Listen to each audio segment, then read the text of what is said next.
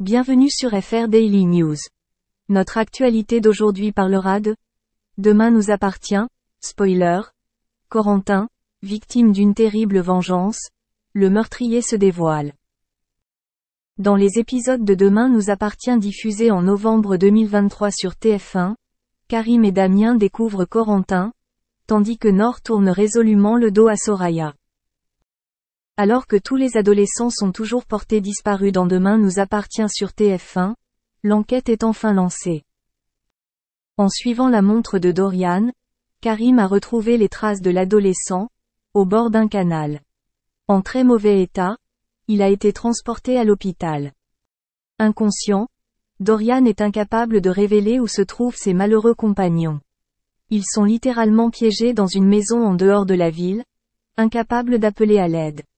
Il tente de trouver une issue par tous les moyens mais rencontre une série de déceptions. Nord a rejeté les excuses de Soraya sur TF1. Damien fouille dans les téléphones de Lizzie et Corentin, qui viennent d'être retrouvés. Celui de Lizzie est vide, mais le policier trouve une invitation à un escape game chez Corentin. Si c'est le jeune homme qui l'a reçu et non ses amis, Karim en a déduit qu'il était personnellement la cible d'une vengeance. Au même moment, Nord sort de l'hôpital et tombe sur Soraya, qui l'attend toute la nuit. C'était le seul moyen qu'elle trouva pour convaincre sa sœur de lui parler, mais la conversation ne dura pas longtemps. Soraya a voulu s'expliquer et s'excuser mais Nord a refusé de l'écouter. Elle lui a dit qu'elle l'avait fait souffrir et que leur relation ne serait plus jamais la même. Demain nous appartient en légère augmentation. L'épisode Demain nous appartient diffusé le vendredi 3 novembre 2023 a attiré 2,72 millions de personnes, soit 15,7% des personnes de 4 ans et plus présentes entre 19h14 et 19h48.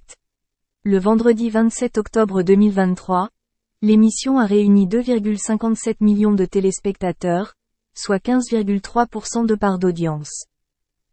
Après la récente forte baisse, l'émission se redresse puisqu'elle a gagné 0,4 part d'audience en une semaine. Pourtant, il a largement perdu. N'oublions pas les mots. Le match avec France 2 a attiré ce vendredi 17,7% de l'ensemble du public. Merci d'avoir regardé et à la prochaine vidéo. N'oubliez pas de vous abonner à notre chaîne. En attendant, faites-nous part de vos commentaires dans la section commentaires ci-dessous.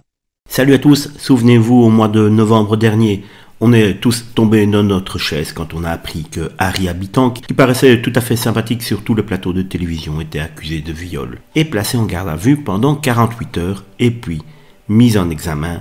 Donc cela veut dire que la justice avait en tout cas de quoi le mettre en examen et aller plus loin que la simple mise en garde à vue.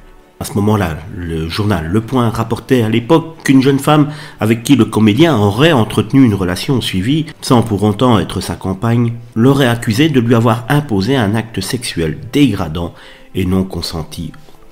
Depuis, le comédien s'est complètement muré dans le silence. Entouré de ses avocats, il prépare activement sa défense et on peut le comprendre car si on suivrait la presse, l'homme, sa carrière est déjà terminée avant d'être simplement jugé. Selon Public et Voici, Harry Habitant a été entendu par le juge il y a maintenant quelques jours. Il a ainsi livré sa version des faits. Public rapporte qu'il a expliqué qu'il n'avait pas conscience que la victime présumée ne voulait pas de ce rapport.